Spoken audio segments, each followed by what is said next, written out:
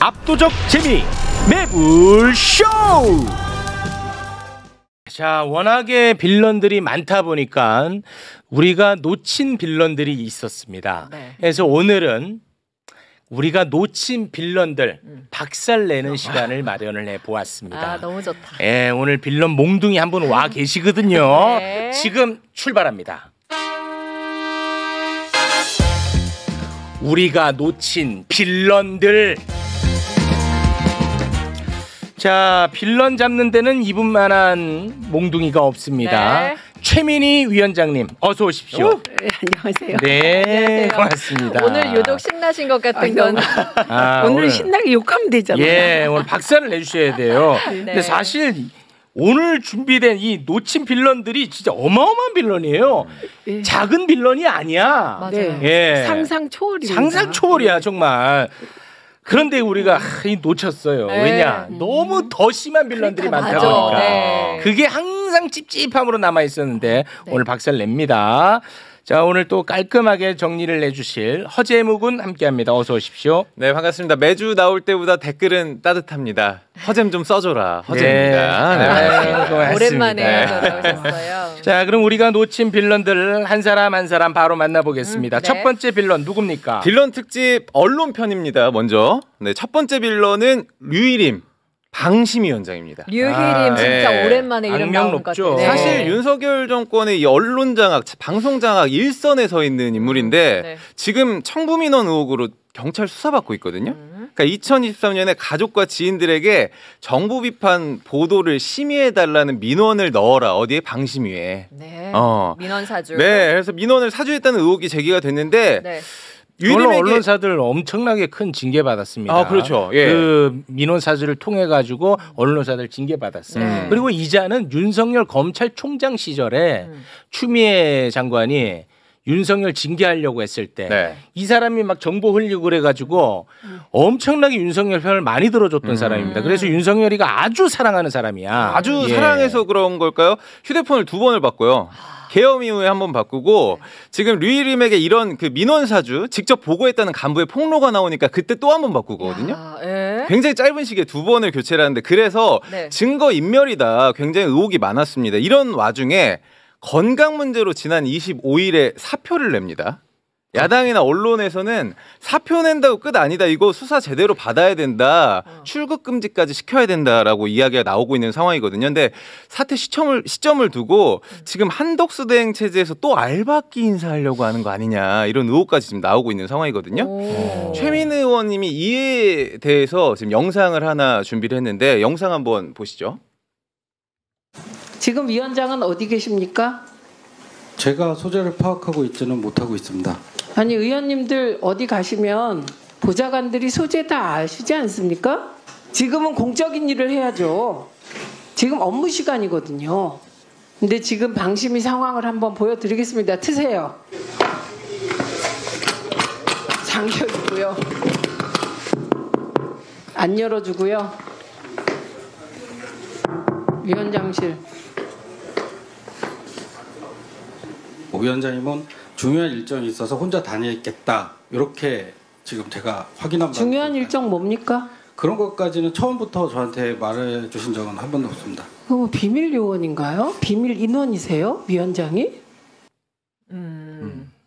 네. 아무튼 뭐 조금 뭐 난감하다 싶으면 잠적을 많이 하다가 근데 이번에는 돌연 또 사직서를 냈어요. 이게 도대체 무슨 생각으로 하는 건지 이거 어떻게 보고 계세요?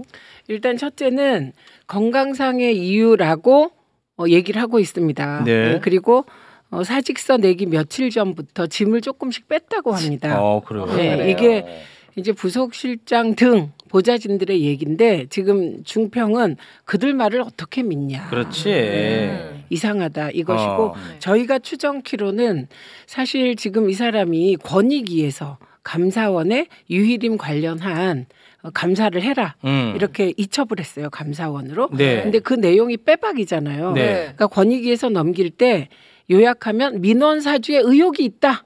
예, 이게 사실로 보인다 이런 취지로 보냈거든요. 네. 그리고 경찰도 수사를 재개했고 지금 뭐 여러 가지 상황이 안 좋다 보니 저희가 처음에 추정키에는 어떤 유력 캠프로 도망가려 그러는구나. 유력 캠프. 예, 살 길을 찾아서. 네. 예, 예를 들면 지금 그 방심위에 있으면 아무도 보호해 줄 수가 없잖아요. 그리고 우리가 흔히 국힘은 다 같은 편 이렇게 생각하지만 그렇지 않거든요. 윤석열이 임명한 류일임을 다음 그 대선 주자가 보호해 줄 리가 없잖아요. 그렇죠. 네. 그래서 국힘이 또 보호해 줄 이유도 없잖아요. 그렇죠. 게다가 민원사주 얘기할 때마다 사실 국힘 의원들도 방어를 제대로 못 했거든요. 하기 어렵지. 네, 네. 이거는 이 민원사주 뭐 청부민원 이렇게 나오지만 내용을 보면 진짜 기가 막히거든요. 네. 동생. 그렇지. 이게 류희림이잖아요. 네. 근데 류희목이란 사람이 쌍둥이 동생이죠. 예, 게다가 쌍둥이에요. 그러니까 방심위 직원이 보기에 류 씨도 흔하지 않은데 류희목, 류희림? 이상하다. 네. 그래서 찾아봤더니 바로 동생인 걸 알게 된 거예요. 그냥 인터넷 검색만으로. 네. 뿐만 아니라 아들, 뭐 친척, 처제, 그러니까 친인척. 지인들까지. 예, 뿐만 네. 아니라 과거에 몸담았던 곳에 쭉. 예, 그래서 뭐 이게 한두 건이 한두 아닌데. 건이 아니야. 예, 같은 건으로 뭐 저희가 100여 개까지 찾은 게 있으니까. 그리고 네. 중요한 건 복붙. 똑같은 글씨 내용을. 다, 오탈자도 오탈자. 같았고. 예, 핵심이에요. 오탈자가 네. 같아요. 예, 그래서 이건 빼박 청부 민원이고요. 대박입니다. 그래서 네. 저는 처음에 추정키로 야 기름장어다 진짜. 좀 아까 기회주의자가 더 위험하다고 네. 했는데 이분도 기회주의과예요. 그렇습니다. 예, 그래서 특정 캠프에 들어가려고 하는구나. 그래서 저는 저 사람 들어간다면 검사 출신 한동훈 캠프에 가겠구나. 혼자 그렇게 추측을 했어요. 추측으로. 그렇죠. 예, 왜냐하면 그 한동훈 검사 출신이잖아요. 그리고 네. 지금 좀 검찰을 장악하고 있다고 다들 생각하잖아요. 예, 예. 그래서 그 캠프로 가서 보호받으려고 하는구나. 근데 보호할까? 이렇게 제가 오히려 생각하고 위험하죠. 있었습니다. 예. 보험해주기에는 너무 위험해. 그렇죠. 이 예. 사람은. 빼박이에요. 빼박이 빼박. 너무 예. 많으니까. 야, 근데 그 굉장히 억지 부려가지고 방심위원장을 한 번 더 해먹었는데 이게- 갑자기 네. 이번에 사퇴를 해가지고 네, 저는 제 추측이 유력할 것 같고. 그 어찌됐든 이제 그 사직서는 제출했는데 이 사직서 수리는 이진숙이가 하는 거예요? 수리는 방통위가 이제 방통위에 내는 거예요. 그러니까 그럼 방심위원장이 방통위에다 사직서 내. 예, 내면 인사혁신처와 의논을 합니다. 네, 그래서 그 의논 결과에 따라 인사혁신처가 대통령실에 보내는데 대통령이 없잖아요. 네. 예, 그러니까 한덕수 대행이 처리를 해야 되는 건이죠. 그래서 지금 제가 오후에 확인하고 온 거는 네. 방통위에 아직 머물러 있다. 아직까지는. 그런데 그 이진숙이 외국 나가 버렸어요. 지금 미국에 있어요. 오늘 오전 10시 네. 35분. 이진숙은 또 왜 미국 간 거예요? FCC 위원장이 바뀌었거든요. 예, 그런데 FCC 위원장과 양국의 방송통신 협의하러 갔는데 제가 보기엔 사진 찍으러 가지 않았을까 싶습니다. 바로 그 얘기가 있습니다. 예. 다음 빌런이 두 번째 빌런이 이진숙. 연결 싹 돼 있네. 언론 빌런의 끝판왕 이진숙 잡으러 가도록 하겠습니다. 이진숙. 예, 방통위원장입니다. 지난 1월에 헌재에서 본인 탄핵이 기각이 되면서 다시 직무에 복귀를 합니다. 당시 기자들 만나서 내란이라는 표현을 기사 제목에 그 확정된 것처럼 쓰지 좀 말아라. 이거 법적 절차 진행 중인데 확정이 말이 되냐? 보도 지침 내리는 것처럼 기자들한테 훈계를 하거든요. 이걸 두고 또 우리 최민희 의원님이 대정부 질문에서 한마디 합니다. 영상 준비했습니다.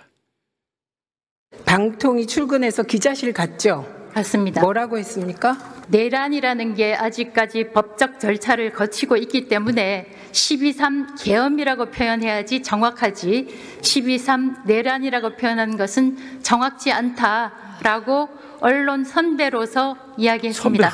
그러면 서부지법 폭동 사태는 폭동이라고 쓰면 안 되나요? 저는 그 부분에서는 제가 언급한 바 없습니다. 아니 물어보는 거예요. 예, 폭동이라고 보도가 되고 있는 걸로 보고 있습니다. 그건 괜찮아요? 제가 괜찮다 말다 평가할 위치에 있지 않고 마찬가지로 내란에 대해서도 그것은 내란이다 아니다 언론에서 평가할 위치에 있지 않습니다. 119 폭동은 또 폭동이라고 생각하나 보네. 왜냐면 그거는 윤석열이가 폭동을 일으킨 거 아니니까. 그런가 보네. 야 대단하다. 오늘 어제 단독 보도 하나만 더 전달을 드리면 MBC 단독 보도가 있었습니다. 사랑하는 내 동생 신동호 씨를 EBS 사장으로 앉히려다가 지금 법원에서 효력 정지를 시켰어요. 2인 체제 이거 안 된다. 이진숙이 여기에 바로 불복하고 항고를 했거든요. 여기에 더 나가서 현재 EBS 사장 김유열 사장을 직무정지 가처분해달라 신청을 합니다. 그러니까 이유는 김유열 사장 임기가 끝났는데 계속 일하고 있으니까 내 임명권 행사가 지금 침해된다. 네가 빈자리를 빼줘야 내가 늘 거 아니냐 이런 느낌이에요. 지금. 징글징글합니다 진짜. 이러면서 아까 말씀하셨던 것처럼 미국의 도피성, 외유성 뭐 출장을 지금 나간 것으로 확인이 징글징글해. 징글징글한데 좀 아까 그 소송 있잖아요. 그거를 딱 보는 순간 저희가 정신 차려 이진숙 이 얘기를 하게 된 이유가 김유열 사장은 본인이 복귀하고 싶다고 복귀할 수 있는 게 아니거든요. 법원에서 그 신동호에 대한 임명 절차가 적법하지 않다. 2인 체제 방통위에서 이 중요한 사안을 의결하면 안 된다. 이렇게 판단해서 가처분 신청을 김유열 사장이 했는데 받아들인 거예요. 그렇죠. 그러니까 그 EBS법에 보면 다음 사장이 임명될 때까지 전임 사장이 사장 역할을 대행한다고 법에 명시되어 있어요. 법에 나와 있어요. EBS 법이 있어요. 그래서 사장 역할을 하고 있는 겁니다. 법에 따라. 그런데 김유열 사장을 상대로 이런 소송을 벌이는 것 자체가 웃기는 거고요. 그러네. 법원 싸우려면 법원의 소송이 잘못됐다. 이렇게는 못하고 비겁하게 우회해서 김유열 사장에게 이게 성립이 아예 안 되는 가처분 신청이네. 웃기는 거라니까요. 왜 이게 김유열 사장이 나간다 하더라도 신동호 사장이 들어올 수는 없는 거죠. 못 들어와요. 근데 나가는 판결도 안 나올 거라고 저희가 예상합니다. 그래서 다들 그 반응이 지금 각종 그 사이트에 이 소식이 올라왔어요. 그럼 거기 법률가들 반응이 야 진짜 제대로 미친 사람 나타났다. 이거 진짜 징글징글하네. 이건 아예 법적으로 성립이 안 되는 신청이었네. 근데 이제 자유는 있죠. 가처분 신청을 한번 하건, 할 자유는 있죠. 네, 저를 권성동이 고발하건 고발의 자유는 다 있습니다. 이진숙 아무튼 지금은 현재 미국에 가 있다. 네, 맞습니다. 근데 그게 진짜 문제인 게 지금 SKT 개인 정보 털렸잖아요. 난리입니다. 이게 2천만 건 정도 털렸다고 하는데 이게 사실은 각종 거기에 막 걱정을 낳고 이런 상황인데 방통위가 이용자 보호 과가 있어요. 방통위가 요거를 해결해야 되는 거예요. 그러니까 과기부가 있는데 내가 왜 이런 태도를 많이 취하는데 이진숙이 그게 아니라 이용자 보호의 역할은 방통위가 하는 거예요. 그러니까 지금 나가면 안 돼서 저희가 아침에 이제 이진숙에게 경고하려고 봤더니 10시 35분에 이미 가버렸더라고요. 오전에. 오전에. 그래서 지금 이해할 수 없는 행태를 벌이고 있는 겁니다. 미국에 있다가도 와야 될 판인데. 그렇습니다. 그래서 저희가 곧 성명이 나갔는지 아마 제가 오는 중에 나갔을 수도 있는데 이진숙 빨리 돌아와서 이거 해결해라. 그렇게 성명을 냈죠. 지금 뭐 여러 가지 법적인 소송을 하고 있잖아요. 이진숙이가. 저거는 그 방통위 예산으로 하는 거예요? 아니면 개인 사비로 하는 거예요? 그래서 13억 13억 때문에 13억 예산을 우리가 국회가 삭감해서 막 자기가 유감이다 이런 얘기 했거든요. 그 13억이 이 법원 소송비 깎은 거예요. 저희가. 그래요? 13억 기본 예산이라고 본인이 얘기를 했거든요. 그 기본 예산 안에 방통위 지금 없는 위원들 인건비가 들어있어요. 그래서 그걸 삭감해 버렸고요. 그리고 당연히 삭감해야 그리고 법원 소송비 이것도 법원을 상대로 그러니까 법원 소송에서 이겼으면 저희가 삭감 안 하죠. 판판이 다 깨졌어요. 다 깨지고 있으니까. 그래서 그 비용 뭐 그냥 우리가 삭감하겠다 했더니 얘기하는 게 자기 탄핵한 비용 있잖아요. 본인 탄핵했잖아요. 저희가. 그 소송비가 한 4, 5천 들었거든요. 많이 잡아서 4, 5천인데 그 비용을 국회의원한테 물어내라는 거예요. 정말 그래요? 정말 대단하다. 그러니까 물어내라고 어떤 그냥 말로 주장을 하고 있는 상황이에요? 그 얘기를 저는 물어내라고 표현했지만 이거 표현을 바꿔서 국회에서 얘기했어요. 그리고 소송을 할 듯하게 보도도 나왔었잖아요. 그래서 제가 정신 차려 이진숙 이렇게 하고 성명서 냈어요.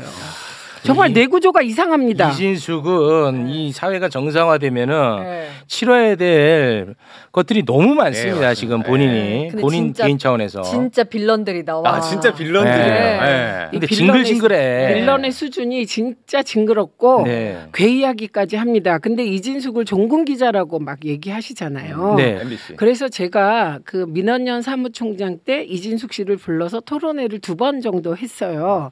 근데 그때 느낀 게 종군 기자가 왜 이러지? 좀 이런 느낌이었거든요.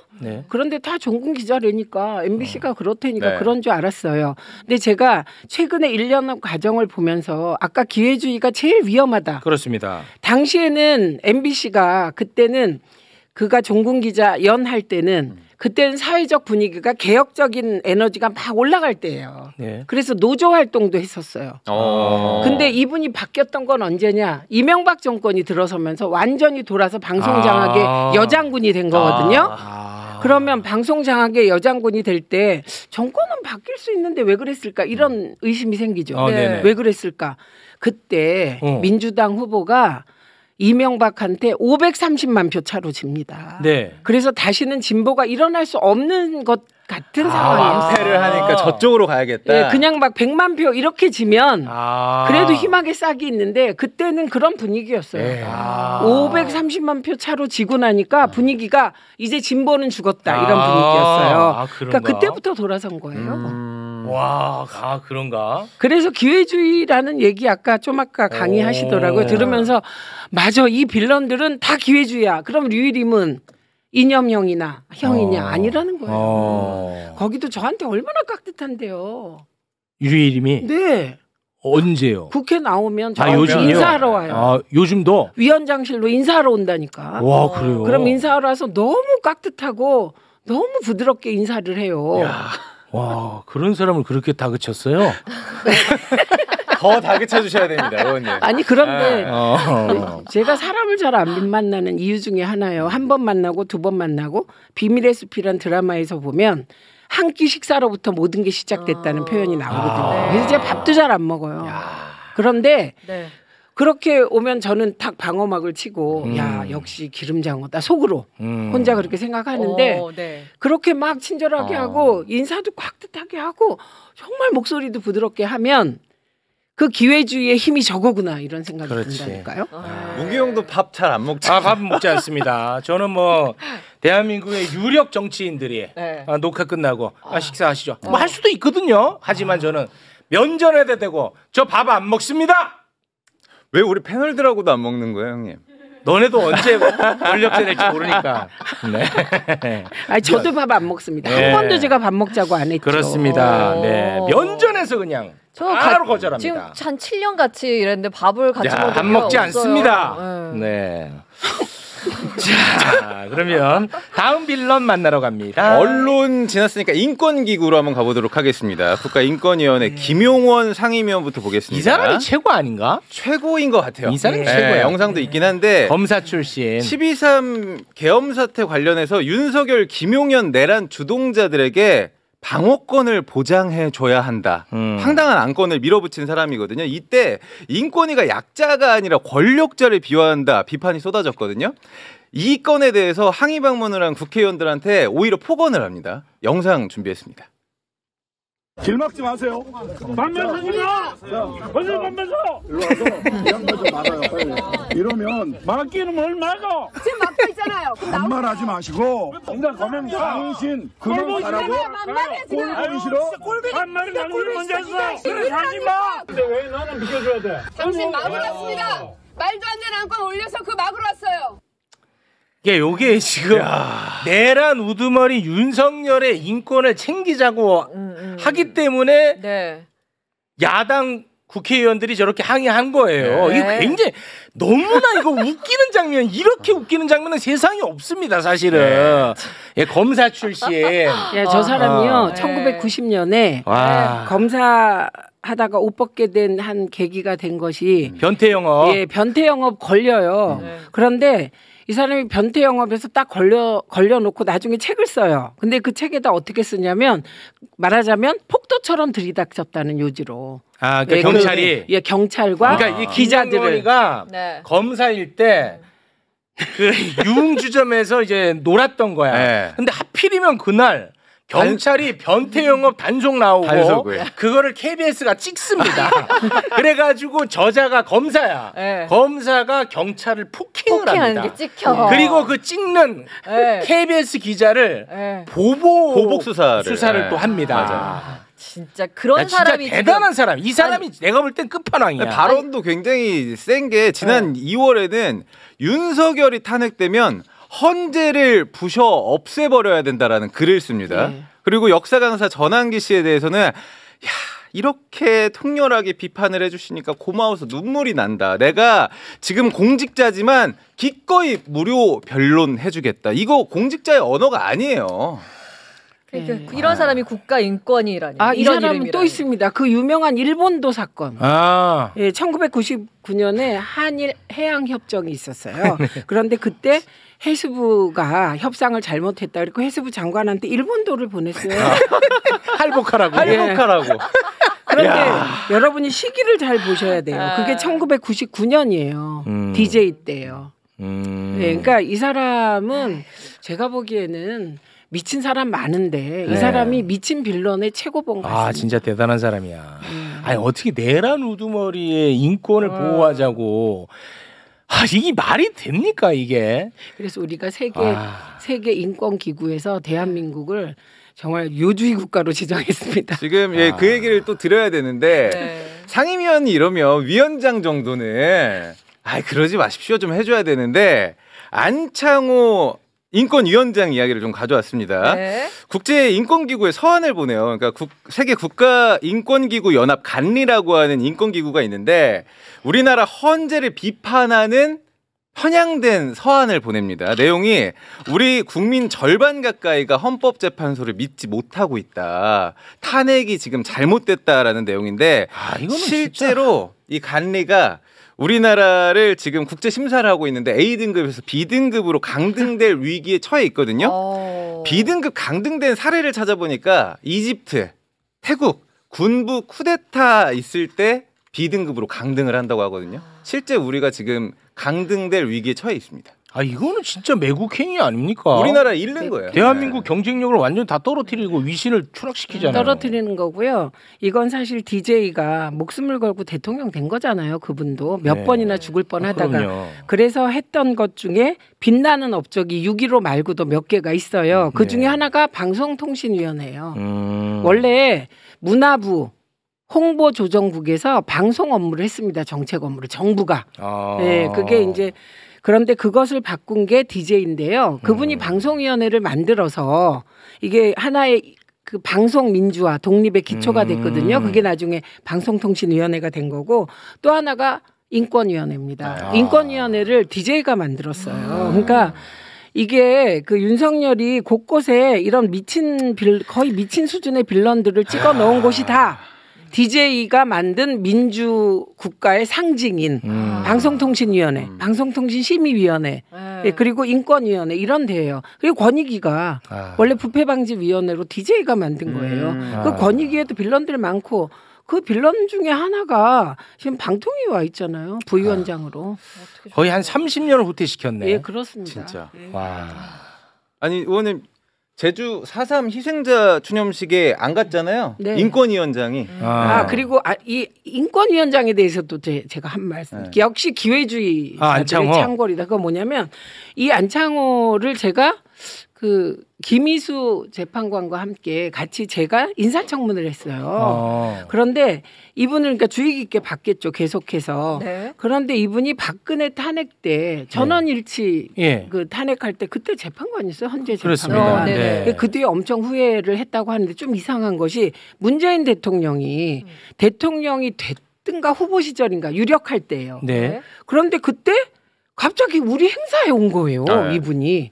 우리 행사가 뭐예요? 그 문재인 대통령 관련 행사에 이분이 무슨 자격으로? 그때 그냥 온 거예요. 그 민간인 신분이었어요? 예, 신분은 제가 그 변호사였겠죠.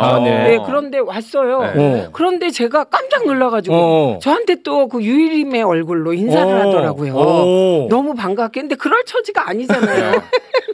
저쪽에서 추천한 분이니까. 그런데 막 너무 너무너무 다정하게 인사를 하면서 네. 저 동그란 얼굴이 웃으면 좀 귀여우세요. 그래서 제가 어머 여기 웬일이세요? 제가 또 솔직하잖아요. 그랬더니 이렇게 웃더라고요. 와 진짜 열심히 사네. 그러니까. 정말 저는 반성합니다. 와 진짜 열심히 사는 사람들. 그러니까 기회주의자가 많네. 도처에 깔렸네. 그런데 기회주의자들은 자리를 받으면 그것에 부응하죠. 최선을 다해요. 그래서 다시 기회를 얻는 거예요. 기회가 계속 생기게. 계속 갈아타는 거야. 계속. 환승주의자. 계속 환승하는 겁니다. 저분들이 이번에 만약에 혹시 민주당 후보가 또 500만 표 차로 이기면 어떤 태도를 취할지 또 환승할 수 이쪽으로 또 환승할 수 있습니다. 그리고 절대 안 됩니다. 우리는 안 그러겠지만 본시 권력은 그런 사람을 좋아해요. 말을 잘 듣거든요. 맞아. 자 그리고 또 뭐 시간이 너무 많이 지나서 빌런 마지막 빌런입니다. 오늘 사실 빌런이 많은데 최대한 저희가 5명으로 줄여봤는데 마지막 빌런은 진실화해의 박선영 위원장입니다. 여기도 좀 골 때리긴 하는데 임명 시작부터 논란이거든요. 그러니까 박선영이 12.3 비상겸 다음 날 12월 4일 SNS에 이렇게 글을 올립니다. 파렴치한 범죄자들 처리를 못해서 나라가 이 모양이다. 대한민국 청소 좀 하고 살자. 이 글에 대한 감사 표시인지 모르겠는데 12월 6일에 윤석열이 바로 위원장으로 임명을 합니다. 진실화해 이게 장관급 인사인데 이때부터 자격 없다 비판을 받는데 왜 자격이 없냐? 과거 발언을 좀 보면요. 윤석열뿐만 아니라 이승만, 박정희, 전두환 독재자들을 옹호하는 발언을 많이 했거든요. 그런데 이제 진실화의 역할이 국가폭력의 진실을 밝히는 기관이에요. 말이 안 되잖아요. 그러니까 왜곡된 과거사를 바로잡는 진실되게 바로잡는 역할을 하는 기관의 수장인데 이분이 대한민국에서 가장 역사 왜곡을 잘하는 사람으로 알려져 있다 이 말입니다. 이렇게 코미디는 없습니다. 없는 코미디입니다. 지난 24일에 5.18 관련 국회에서 발언이 하나 있었는데 이것도 영상 준비했습니다.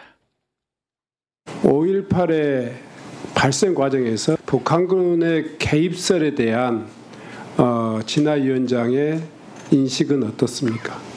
그런 논란이 있는 것은 알지만 제가 북한군이 개입을 했는지 안 했는지는 저는 모른다고요. 그거 하라고. 제가 어떻게 그 이상을 답변해 드릴 수 있겠습니까? 그건 명백한 거짓이죠. 그렇게 답변하시면 안 됩니다. 그러면 거기에 앉아있을 자격이 없다니까요.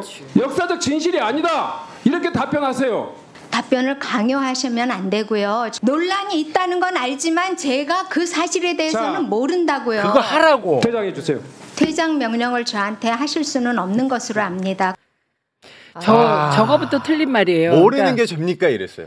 예, 저분이 지금 자기를 퇴장시킬 권한이 위원장한테 없다고 하잖아요. 그 얘기가 뭐냐면 그 145조 149조에 보면 의원이 이러저러 할 때는 발언권을 정지하거나 퇴장시킬 수 있다. 이렇게 돼 있는 조항이 있고요.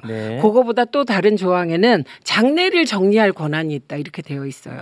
그러니까 그 조항에는 참고인도 다 해당되는 거죠. 그러니까 저분은 저 요지는 뭐냐면 의원들한테만 해야 돼. 나는 참고인이야. 혹은 나는 기관장이야. 나한테는 할 수 없어. 안 그렇습니다. 그러니까 법을 꼼꼼하게 보셔야 돼. 그러니까 저런 분들은 어떻게 저렇게 하나같이 골라도 방송 자유와 독립을 지켜야 되는 기관에는 방송 장악 선봉장 내려보내고 그다음에 이런 진실화해위원회는 사실 이게 넬슨 만델라가 굉장히 독특한 방식으로 과거사를 청산했거든요. 그래서 그 독일식 방법이 있잖아요. 끝까지 잡아서 족치는 거. 마지막까지. 그런데 넬슨 만델라는 고백하게 하는 거예요. 그런데 그 고백을 공중 앞에서 하는 거예요. 그런데 그 고백의 내용이 틀린 게 있어. 그럼 정말 무자비한 이제 정말 처벌을 하는 거예요. 그런데 그 방법이 굉장히 신선하고 넬슨 만델라가 아마 거의 뭐 몇십 년을 투옥돼 있었거든요. 그래서 굉장히 칭송받았는데 우리가 진실화해위원회를 그때 만들었을 때는 사실은 진짜 진실을 밝히고 화해하자였어요. 그런데 저분이 하는 건 진실을 왜곡하고 안 밝히겠다. 아니 지금 가장 대표적 역사 왜곡이 5.18 북한 개입설 아닙니까? 맞아요. 그러면 과거사 위원장이 이거를 제일 먼저 바로 잡아야 될 의무가 있는데 왜 나한테 뭐라고 하냐 저런 태도를 보이고 있습니다. 네. 이게 정말 이런 코미디가 없습니다. 아 저게 논란이 있었다고 비켜가서 다시 논란을 만드는 거예요. 그렇지. 위원장이. 저건 예. 지만원이라는 사람이 있습니다. 그 정리가 됐습니다. 이 사람이 끝없이 북한군 개입설을 주장했고요. 네. 그러다가 징역까지 살았어요. 2년. 네. 네. 이렇게 끝난 사안입니다. 네. 그리고 그 이제 과거사 정리위원장으로 임명되는 그 날짜가 굉장히 중요했었어요. 아, 맞아요. 그 날짜가 네. 12월 6일에 윤석열이가 임명을 했는데 12월 7일에 윤석열 탄핵 소추안 본회의 표결이 있는 날이었어요. 그러니까 하루 전에 정형식 헌법재판관의 처형인 이 사람을 거기 딱 앉혀놓은 거잖아. 그래서 저희가 위기가 와. 있었잖아요. 우리가 그 탄핵 과정에 위기가 있었잖아요. 예. 그때 그 위기의 근거 중에 하나가 이 임명이 맞아요. 있어요. 너무 네. 불안했어요. 그 윤석열 변호인 중에 한 명이 박선영이 있는 건물에서 서성였다.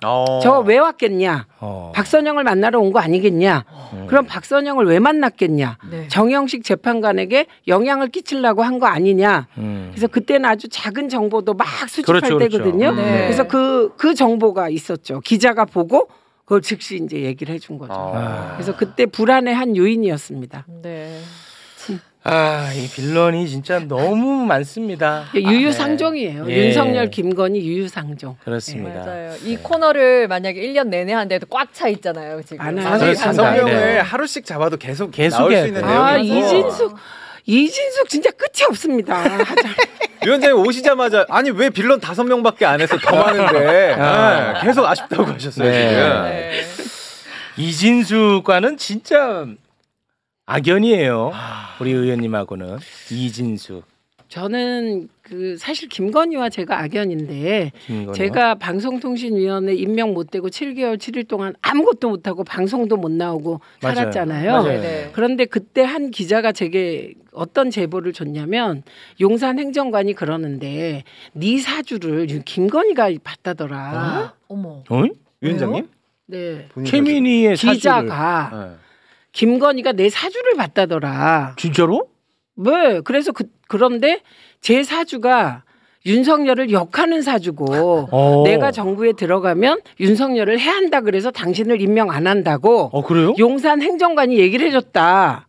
그러면 저에게 연락이 왔어요. 유력 언론사 기자가. 네. 그래서 제가 그때는 어머 웃기지도 않아 말도 안 되는 소리 하지 마 그랬거든요. 네. 그 이후로 전개 과정을 보니 그게 진짜였던 것 같아요. 그럴 수 있겠다. 그래요? 이것도 왜냐하면 처음인데. 용산에도 무속인이 있었다잖아요. 그렇죠. 네. 네, 그래서 그랬구나. 그런데 제 사주가 윤석열을 역할 사주면 정부에만 들어가면 역하겠습니까? 밖에 있어도 역하겠지. 그렇죠. 네. 이거 저 궁금해서 지금 다시 취재하고 있어요. 아 진짜요? 궁금해서 단지. 야 그러면은 사실 이게 대통령이 임명하는 자리가 너무너무 많은데 진짜 많죠. 네. 방통위원까지 사주를 넣을 정도면 진짜 김건희는 바쁘긴 바빴겠다. 아니 저는 이제 제가 지난 대선 때 와.